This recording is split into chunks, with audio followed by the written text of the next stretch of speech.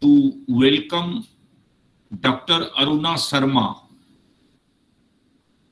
You all see Dr. Aruna Sharma, a bureaucrat, a retired bureaucrat, IAS of 1982 batch, Madhya Pradesh cadre, and alumni from University of Delhi, the university which is celebrating 100 years of its existence in this year. So we have a pleasure to welcome Dr. Aruna Sharma, you know, a very, what you call, challenging personality, and we have seen her dedication in University of Delhi, how she was committed, and how much with dedication she has done the work, and her commitment at all the levels you see. She has also contributed 2 books. I hope it is published by UNDP, and also she was a high-level member of RBI on a very important, pertinent issue. And Madam is also, fellow of University of Bath, UK, and lot many things, retired as secretary, Ministry of Steel, Government of India. Prior to that, she was secretary, Electronics, Information. So lot many,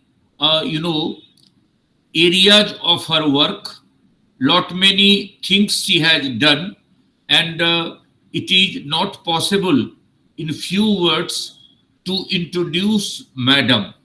But what I say, that I am really very pleased that she is today online, because I had requests from other universities also. They will be in process of joining, and I thought that we begin with the online session, and then we will invite Madam in University of Delhi in the centenary year. And today, Dr. Aruna Sharma will be talking on a very, very important issue, that is on access to health, the psychosocial factors. A very important, I received some of the message also that you have a very, very important topic to deal with today with Madam on the aspect of health during the COVID period. We all know that how much we faced still today, how much our mental health, physical health, social health are disturbed due to the COVID, due to the pandemic, and due to other, factors that we used to face. So a very, very pertinent topic for today's session with Dr. Aruna Sharma. And as I say, Madam, that our student scholars, not only from University of Delhi, but from other university, will also be joining today. And as you are aware, that the department under the Faculty of Social Sciences offering MA, MPhil and PhD in lifelong learning and extension.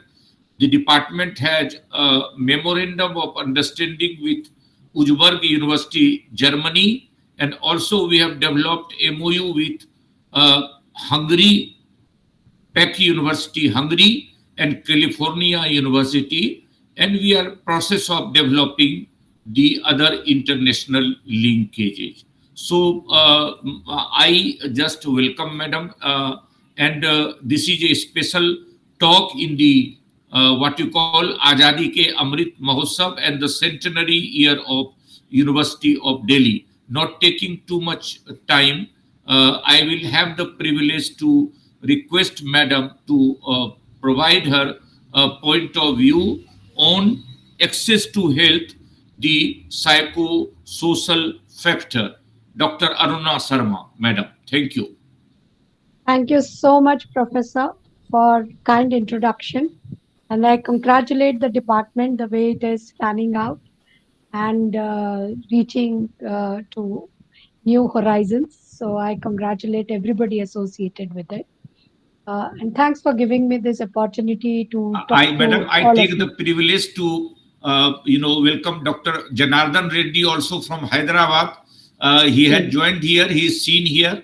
yes, Our yes. faculty, Dr. Right, Rahul, Professor Dikshit. So I all welcome the faculty member from other part of the country also. Thank you, ma'am. Sorry. Yeah, please right, continue. right. Of course. Thank you so much. Thanks for the opportunity. And the topic that we discussed and chosen is definitely access to health and psychosocial factors. And here I would like to focus majority on the importance of public health care, both preventive and curative. Because a lot of talk happens that now the healthcare can be more and more into private sector. Can it be or can it not be? And whether public health care needs to be strengthened because it has a unique place where we can move ahead for preventive and curative care. For preventive care, I think there is no debate at all because the entire immunization, antenatal, postnatal, everything is taken care of under the public health care aspects, whether it is through the public health care in the remote villages or what they call it as the community health care centers, which are at the block levels or district health care centers, or even at the tertiary care where majority of the population goes. It was surprising to see that even poor people who may be going to the quacks and other people for inpatient, they rely on the public health care because they have the confidence and they think that at affordable price they will be getting the best of the treatment possible when they move ahead with it. COVID, like you rightly mentioned, Professor, that in COVID we had it is only public health care that enabled to battle it out, whether it was in remote areas, whether it was educating the people, whether it was the vaccination drive, whether it was the quarantine arrangement information, or of course the treatment. The private sectors did step in, but then it was at a cost. And that is how we managed this COVID. And post COVID is not a joke, it is still prevalent, it still requires a lot of care. The vaccination at various age groups is still in the offing, and the complications that may arise because of vaccination or not doing the vaccination is also becoming a part of it. So if you look at the health, it had, like you rightly said, it had its impact on the mental health care, on the physical health care, and then of course the it had the social aspect also. Initially, the people literally treated the dead bodies of people who were found COVID positive as somebody Malaych untouchables, right? And they were quarantined in such a way with complete loss of dignity to those people and complete disrespect for them. So that was the way it was treated. But then it was the education, it was the information, and how care has to be taken was informed, and they were able to handle that issue. Now it comes to it that to what extent the private sector can replace the PHC. And in the, like you mentioned, that we are going to celebrate 75 years of independence and 100 years of the university. Now, in that, if you look at it, the Aishman, which is the major thing, and based on the digital arrangements of a household, with a complete health package where the government will bear the cost up to a upper cap of 5 lakhs, whether the patient is treated in the public healthcare units or private healthcare units. But its delivery is still a battle. How it is reaching the people is still a battle. And what is important is that in many of the terminal illnesses, it is not being found effective because that requires a long drawn healthcare which may cross the limit of 5 lakhs, or one member of the family may absorb this limit of 5 lakhs, leaving rest of the members to not to have an access of these benefits. So if you look at this, that by this much of public assistance in cash and then leave it to the private sector to handle the illness is not going to yield the results. Similarly, if you look at it, the high cost of treatment that is emerging so fast, and if you look at our constitution, it is very important that government takes the responsibility of the health of the citizen, not so much as a welfare measure, but I will say it is more of an economic reason. Why I'm talking about it as an economic reason? Because if we want to have a demographic dividend, then we need a healthy population, not sick people, whether under distress, whether under depression, or physically suffering from various illnesses. So it is very important to invest in this sector and cross this barrier of PSC and reach there, whether it is a primary level care, whether it is a secondary level care, or whether it is a tertiary level care. Now, having given the background and importance of why we should not forget about the public health care aspect of it, while we are talking of the health as an aspect, what are the psychosocial factors that are impacting? Now, if I look at it, starting, I will divide it into 4, 5 jackets.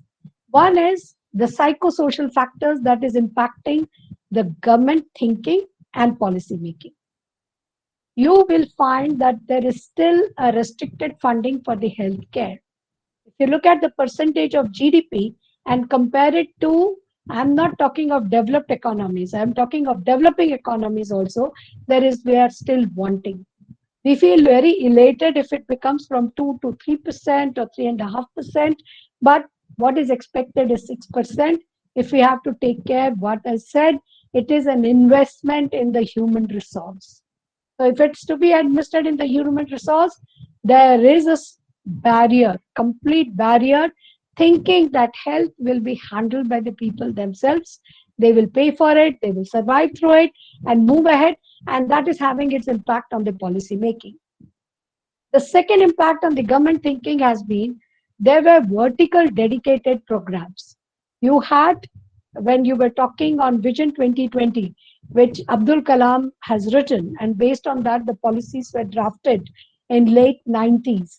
It was all having vertical programs of what you call it as a control of blindness or TB eradication or other things which were all talked about, whether it was talking about the iodine deficiency, whether it was talking about other things. But now all have been clubbed together and put under a common non-communicable diseases, NCDs, that will take care, besides these vertical programs which were available, diabetes, hypertension, and common cancers, etc., etc. Now, this is becoming like a comprehensive healthcare under Ayushman Bharat.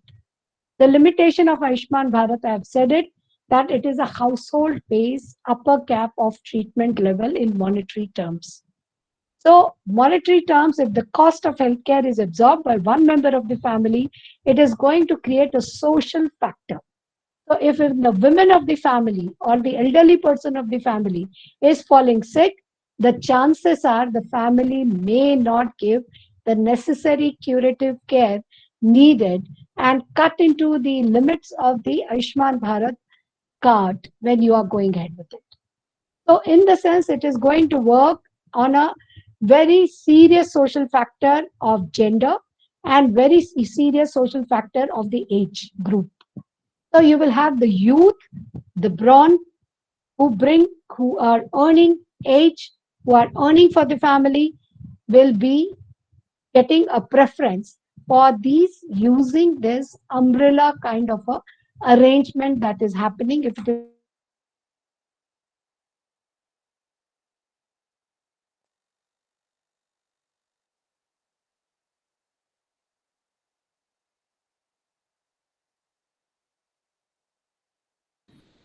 सब network issue madam.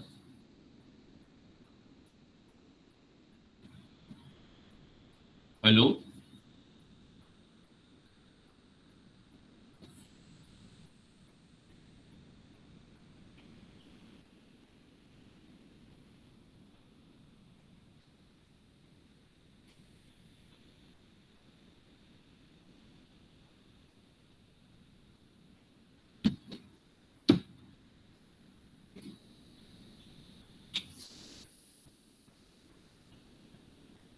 आवाज आ रही है?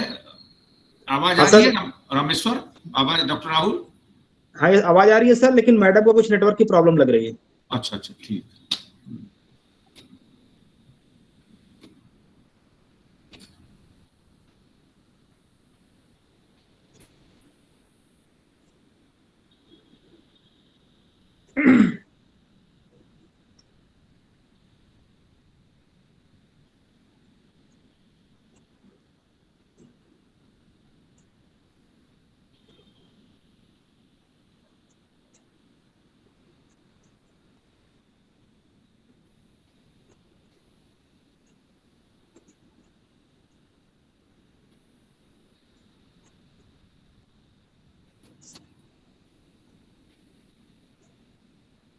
अब madam try कर रही है जुड़ने का। मैडम जस्ट जुड़ रही है। ठीक है सर, ठीक।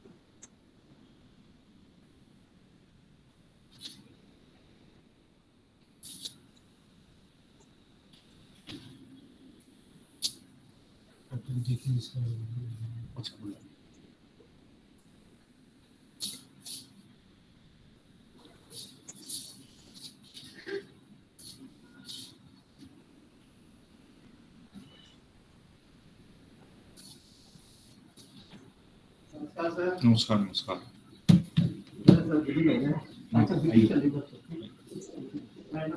Heading towards it. When psychosocial factors, which I mentioned at the government level, at citizen thank you. level, and at the staff level, we should be able to fight it out. We should be able to handle it. And move it.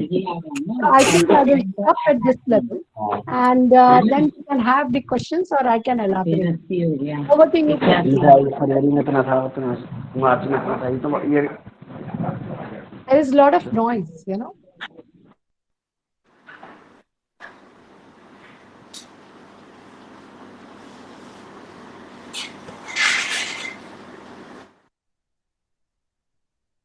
Yes. So, Professor, now you can, if anybody has to add, say, otherwise, then I can move ahead on this.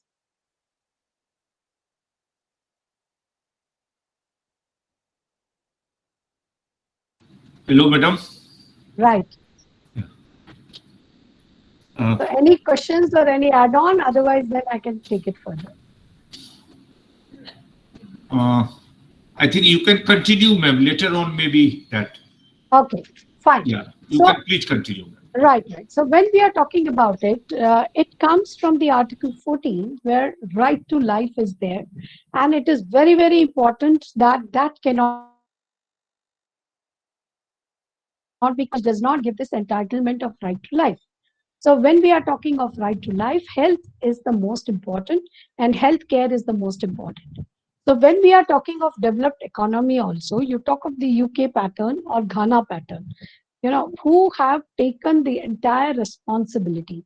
So even if the taxation or their VAT equivalent is at a high percentage level, that takes care of mandatory expenditure for a high quality public health care and public education to the children a possibility. That ensures that the top kind of innovations are allowed, and when you are handling the health, it takes them ahead to a much, much higher level when we are moving ahead into it. So if you look at it, it is very important that you have a US model which has gone for the insurance. But insurance may be, the premium may be expensive, but then the insurance does not go into the finer details, and it completely takes care of whatever is the healthcare requirement. And parallel to it, for the senior citizen, it is the government who takes their responsibility. So you have these combinations where the governments have walked a step ahead to ensure the healthcare, because it is treated as an investment into the human resource. And that investment will help you a long way for many of the curative high expenses diseases when you are moving ahead. So when you look at the preventive, we have successfully eradicated smallpox. Polio, we have successfully eradicated. TB, we had eradicated, but in newer forms, it is coming ahead. Similarly, when you look at the cataract, also, we have brought it down to decimals, but yet we have stray cases of blindness. So it should be pushed under the normal healthcare. Then you have the other problems which came as a shock in the COVID, which disturbed and brought again to the forefront the importance of public health care.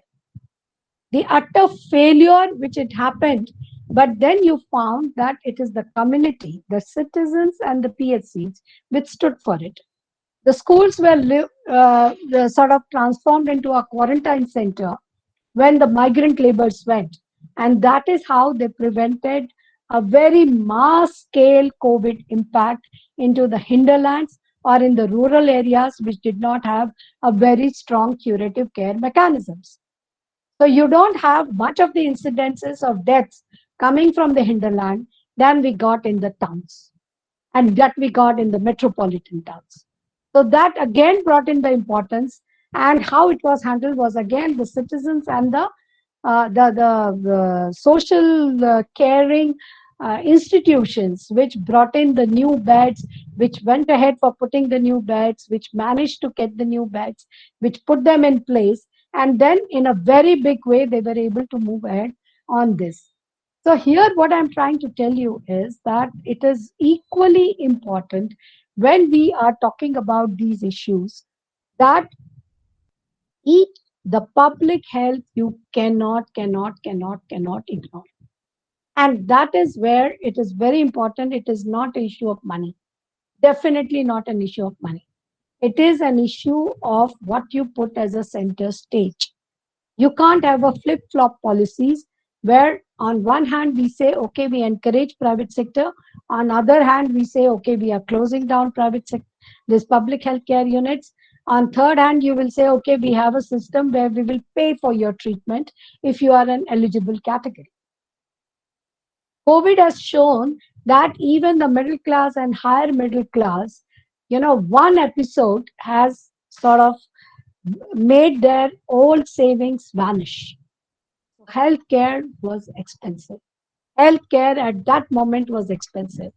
So, where in COVID you had a good sign of social responsibility taken by citizens, there was a bad side also who sort of create shortages and sold it at a premium, whether it was a tablet of remdesivir or whether it was an oxygen cylinder or whether it was a bed availability.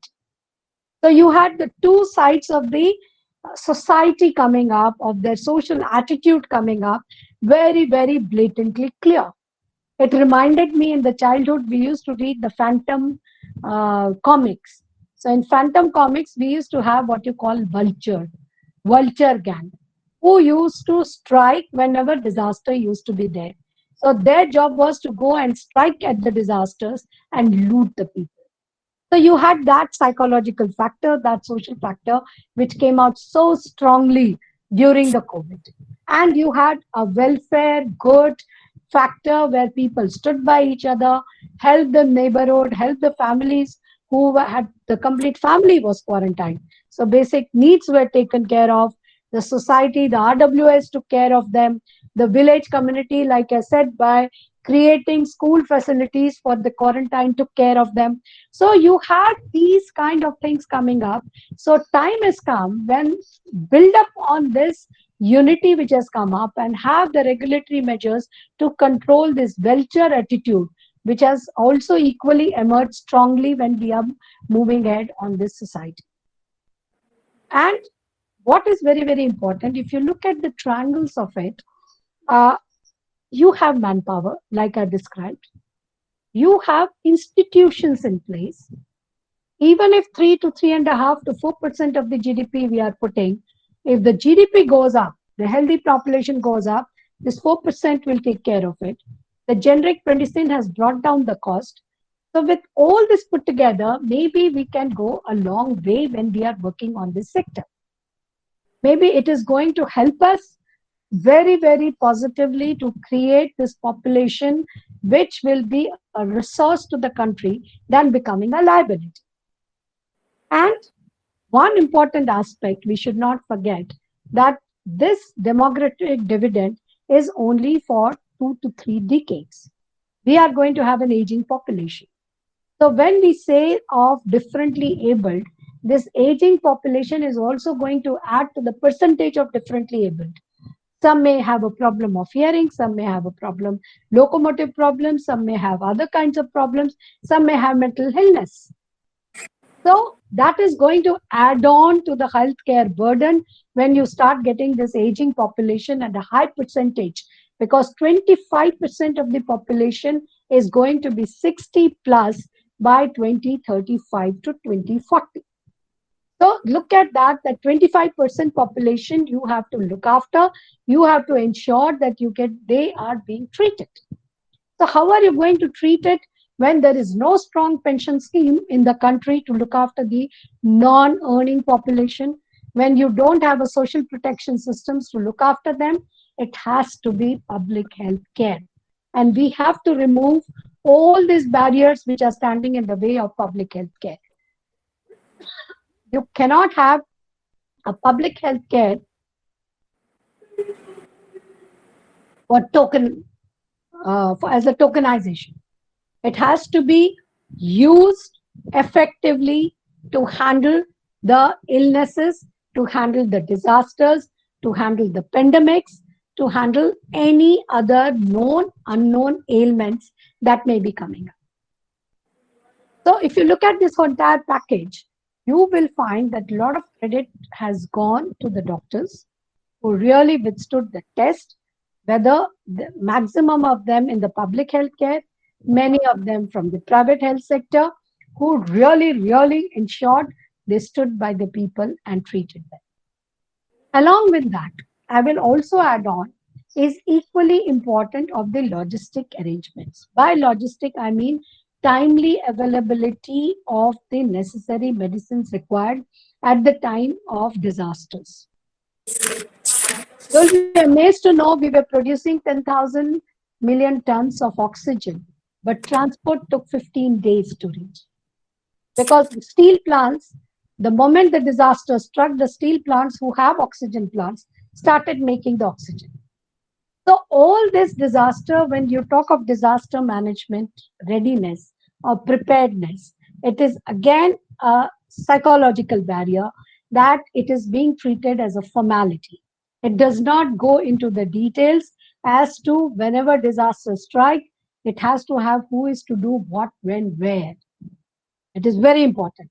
You have to be very clear so that it's like a plug-in and everybody is able to give the treatment as we are moving ahead and give the advantage of it. I will say that access is also becoming an issue.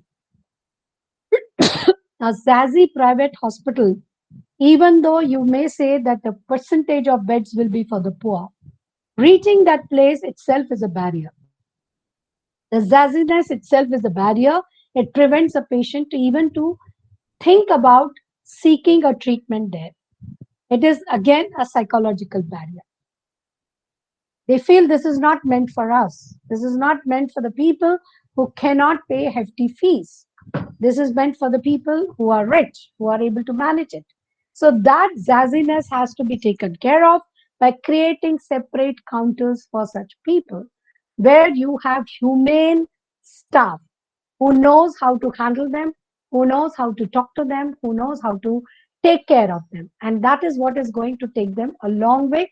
That is what is going to take care of them. These kind of hospitals, when we give them land, when we give them, it is mandate to have 20% of the beds for the poor. So it is equally important to have a separate counter, invest on them and monitor. Today in digitized world, it is not difficult to monitor. Definitely not. You can have a real-time data and know how, how are these done. So this is possible only when you have a complete network and you don't pressurize the tertiary institution for by the small ailments which can be treated at the primary level. So all the preventive, all the 80% of the curative has to be handled at preventive level. A person like me, if I'm having a cold and cough, I should not rush to the AIMS and add to the burden to the doctor, add to the burden of pressure on the AIMS. There has to be a first touch points which will take care and which can be a area of confidence, because the complete healthcare, the other psychological factor of it, you have to have a confidence. Why do I rush to the AIMS? It's a confidence factor, nothing else. That whether I'm having a COVID or normal cold or cough, maybe that doctor will tell me it's the right thing, right?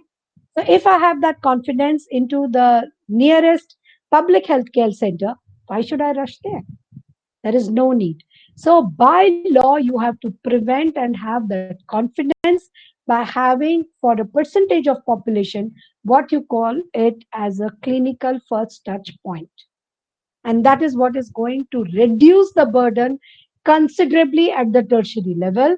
That will reduce the, and I'm sure many of you, if you are by medical profession who is joined, or who are not from medical profession, you can talk to your doctor friends. They will tell you 80% is an outpatient requirement. It doesn't require inpatient at all. And of the balance 20%, 10% can be handled at the primary level. It's only 10% which needs a specialized person, a specialized doctor.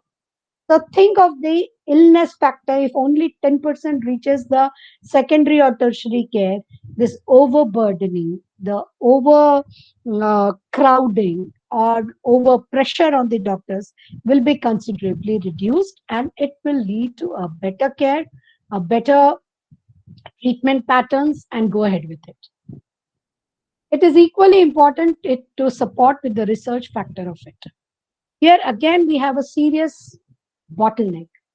We are quite dependent on the line of treatment which is coming from the Western world. So whether it was for the COVID or whether it was for everything, everything was looking west. They were looking at the what line of medicines they are giving. How are they advising the treatment? How they advise that you should go ahead with it?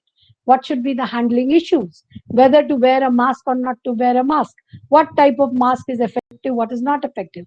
It is all because of the lack of our research data, our own insights into the research, in spite of having some of the best centers that we are having, in spite of having the doctors who have much superior skills than anybody else. We have medical tourism for that matter. So all this is there. The faith is there at the tertiary sector. The faith is not there at the primary sector. So that again, a psychological factor has to be handled. That how we decentralize the faith factor, how we bring it down, how we bring it there. That okay, if the local doctor says you don't need a hospitalization, you don't need a hospitalization. Be happy with whatever line of treatment has been given, you will be cured. And if it needs, that doctor will be the first one to tell you that yes, you need specialized care, please move ahead, please go and refer, or please go to the next tier of healthcare. So when you talk of access, it is very, very important. And here I will like to difference between having access and gaining access. I am having an Aishman card. It is having an access. But whether I can encash it for my family at all the hospitals, the first touch point, and same applies to the CGHS. In CGHS, many of the hospitals are not empaneled. So, do you expect that when I fall sick, I will open the internet, see which hospital is empaneled, and reach there? Or I should be able to get treated anywhere. It's like an insurance. CGHS is like a welfare where premium has been paid as a part of your salary and which is available to you as long as you are alive. But it is not treated like that. So, what I said, the government thought process barrier. It's again a social concept barrier. It is a psychological understanding barrier, and it is a barrier thinking that it will be misused. You take care of the inpatient requirement of the first touch points, that irrespective where it is, the cost will be borne, and you just have a cost list. Empaneled or not empaneled, the individual pays, they'll be refunded or have a prompt system of paying. So that is what makes a difference. What private sector has done, they have gone in for the insurance and with all the big hospitals. So that is taken care of. So as a welfare measure, as a part of the salary, it is paid as an insurance premium. And looking at the percentage of population for whom you pay the insurance, it's 20% who seek the benefit. Fair enough. Go ahead and do it. But you cannot think about it for the poor or lot. It has to be taken care of by the government exchequer because what I mentioned below, Article 14 of the Constitution. Healthcare is responsibility of the government because of right to life. And that is how it proceeds, that is how it goes when we are looking after it. And that is where we are going to gain as a country. So it is not individual gain who is non-sick. It is not individual gain because they got the treatment quickly. It is not the individual gain because you took care of the preventive thing. It is a national gain. And that understanding has to come at the three levels, whether we talk of the government, whether we talk of the HR, the staff who is handling the healthcare, or whether we talk about the policies that are being made and executed, and most important, the understanding of the citizen of their responsibility and their entitlement also. Because when you demand, you get a service. It is as simple as that. When demand is there, the service quality automatically improves. The knowledge of what is your entitlement is equally important when we are moving ahead into the entire process and we take the advantage of. So I think I will again give a pause here before I do conclude because I think there are 10 more minutes left. Professor, any questions? Then I'll pause here. Otherwise, then I'll proceed to conclude.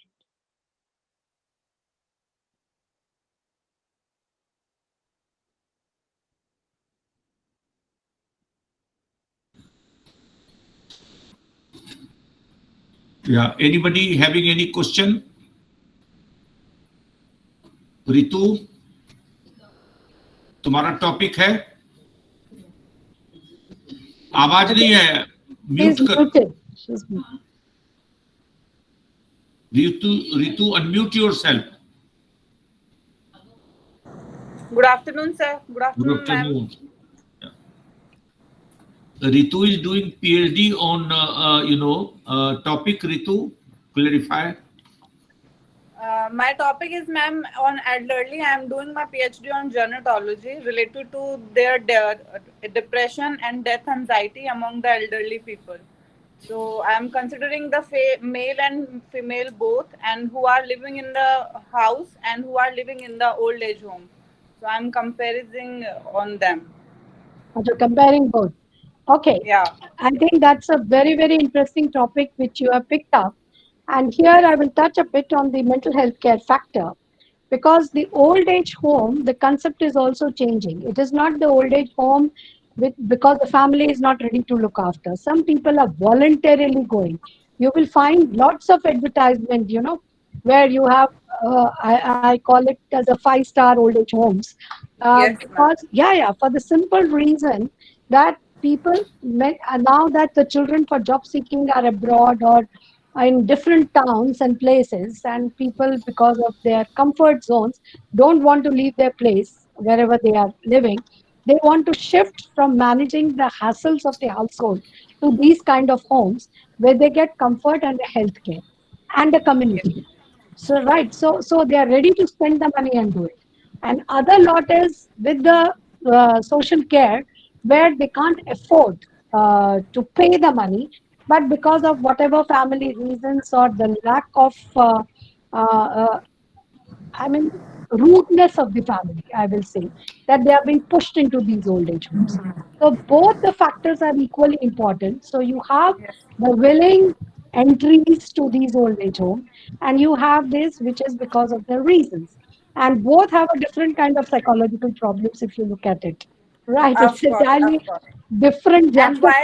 while my data collection, ma'am, when I was doing on like old age home, I have seen that people are like having the mental problem also. So they are also in old age home, because some are like in Delhi NCR. If we will see, some governments are there, but some private people are also for helping the society. They open a shelter kind of old age home, so they are not able to fix a particular thing, that if a person is like mentally he is fit, but he is pushed away by his family, but some he don't know his name, where he belongs from. So they both kind of category, they are living together but very happily, and very nicely they organize.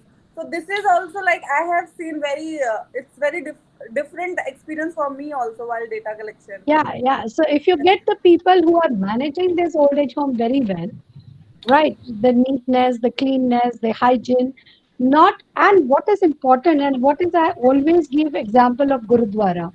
In Gurudwara, when you go and eat, no questions asked, why are you eating there? If you are eating there every day also, no questions asked. A rich man and a poor man are sitting next to each other and having food, the same food. So Same food. you are offering that person with dignity. So these Yeah. old age homes, if you are able to treat them with dignity, they will be very happy here because they will have a better community life than staying alone in their own home, even though their children may be looking after them very well. So Yeah. sometimes the community They also works. make friends, they make very uncomfortable zone with each other. They make friend in like different age groups there are, but they like comfortable with each other, because in the family people are not talking too much, and they are blaming too much. Like while data collection of the family members with they are living, they feel that somehow whatever is happening in the family, they blame us that because of you it's happening. So it's like they are living in the house, but they are not mentally that much fit. But somehow who people are living in different country and different state, but they are happy because they make friends, and there is Okay. no negativity in their mindset, and they are living very happily because the people who is taking care, that is very positive environment, and the quality of food and the lifelong like living area, that is also very nice they are maintaining. So No, that like is very I was. important. And with more and more aging population, this problem is going to increase more and more in our country, right? It is bound to Yeah. happen. So it is going to happen wherever there are joint families, it's fine. But in nuclear families with people running from morning to evening, these kind of issues, looking after, yes, the first responsibility is of the children. There's no doubt about it. And they Yeah. should do it like they were looked after when they were kids. But in case the circumstances such occur, the society has to stand by it. So it has to be a social psychological factor of the society that it's a responsibility to come forward and look for it, the government policies to look for it. Many will be Correct. ready to pay, many will not be in a position to pay. But they can offer services, and many of them, if physically fit, they offer the services. Somebody looks after garden, somebody looks after something, so they are busy the whole day. There is no two The opinions on it. correct, absolutely, and that is very nice idea given by you. It's very I'll propose to my seniors also this one, because this is actually very different, and because they can be busy in their daytime. Otherwise, खाली दिमाग शैतान का घर होता है, ये शैतान तो का होता है, तो कहावत है किसी भी पुरानी। उम्र में खाली दिमाग शैतान का है. बिल्कुल बिल्कुल, ये तो कहावत है पुरानी। Very And I right. have listening to you. It's very nice, ma'am. Like when how you mention the, you know, knowledge and understanding of the citizens while doing your lecture. I was listening you, and some of them I know that they make too much money about also, because people in COVID specifically, Because people are very fearless. अगर कोई नहीं है उन्हें test कराने की जरूरत, फिर भी नहीं, आप टेस्ट कर दीजिए, डॉक्टर साहब ने क्योंकि लिखा है. And while doing tests and giving the medicine, I know personally, I'm from Rajasthan, Jaipur में लोग BMW खरीद लिए हैं, like they purchase BMW, while just because वो पानी का इंजेक्शन दे के 60-60 हजार की दवाइयां बेच के, like privately, because of lack of knowledge. और वो एक डर था कोविड का ना, नहीं हमें पैसा है पर हमारे काम नहीं आएगा, तो वो like क्या करेंगे हम उसका. So because of lack of knowledge or not understanding the situation or the COVID, some people has misusing also this. Very true. And that is where the role comes out very strongly of the regulatory agencies and the government to curb these tendencies. Because in Correct. disaster, the vulture factor is going to emerge, maybe a small percentage, but it will come. And during COVID, we saw that percentage, quite a big percentage. It wasn't an acceptable level of percentage. It was real bad. Real bad. Yes, yes, ma'am. Right. Very true. Yeah. Thanks, Ritu. Thanks. I think anybody Thanks, having sir. any question? कोई और बात करनी है? Yeah, somebody.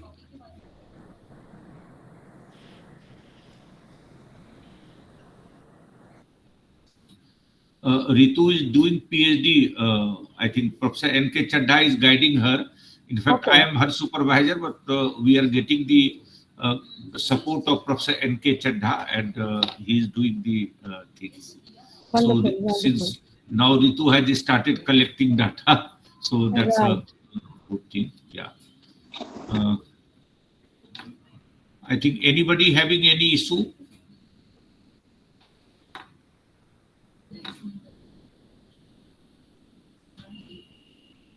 I hope. Thank you, ma'am. Thanks that today you dealt with a very, very important issue on the health, psychosocial issues. We discussed the elderly aspect also, and very rightly you said. And here we know that our Dr. Jitendra Misra is also sitting, Joint Director, Delhi Government.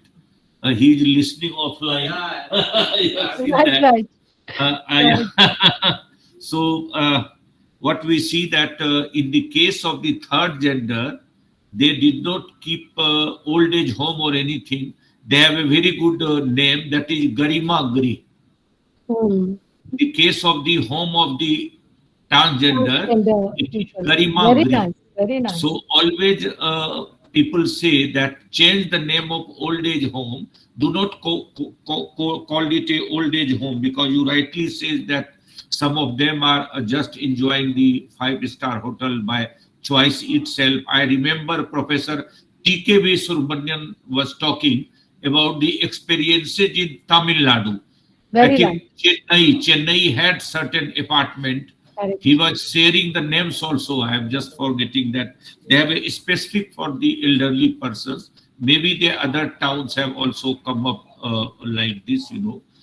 But you know, ma'am, very important issue, and still people are not aware about the preventive issues, the curative. Ritu was dealing how much you know, myths and misconceptions during the COVID phase, and it remained, and how much the responsibility of the government towards the health and education, because you rightly said that a healthy person is not a asset for the individual, for the family, but the healthy person is the asset of the nation and the globe, because we talk about the global citizenship, not even the country citizenship, global citizenship, call about the global village, and it is the health that becomes the primary, aspect.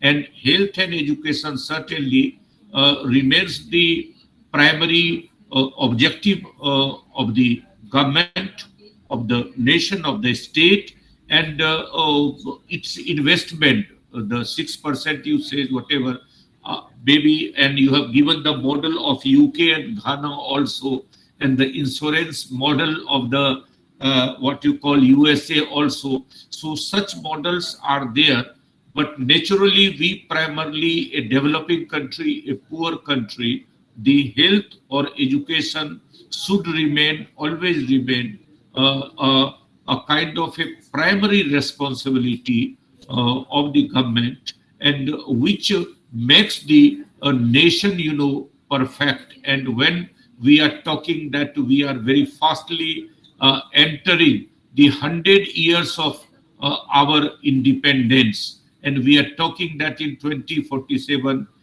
we are aspiring towards 100% employment, skill-based employment.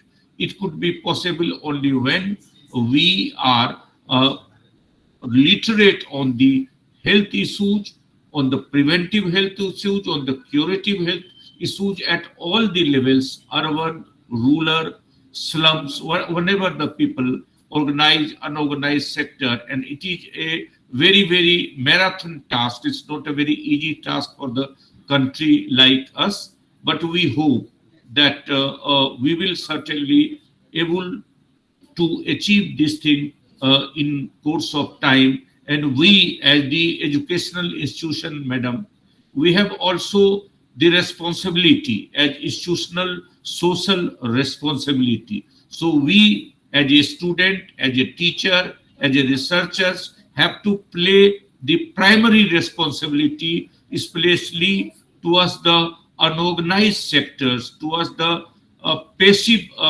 persons who are voiceless, and we try to provide them whatever the facilities, whatever at our level, in terms of good research, in terms of good education, so that they can demand their health rights and educational rights. So thank you, ma'am. This is just the beginning. Very soon we will come with the other topics also. We will be inviting you also in person, and we can welcome you sometime in the centenary year.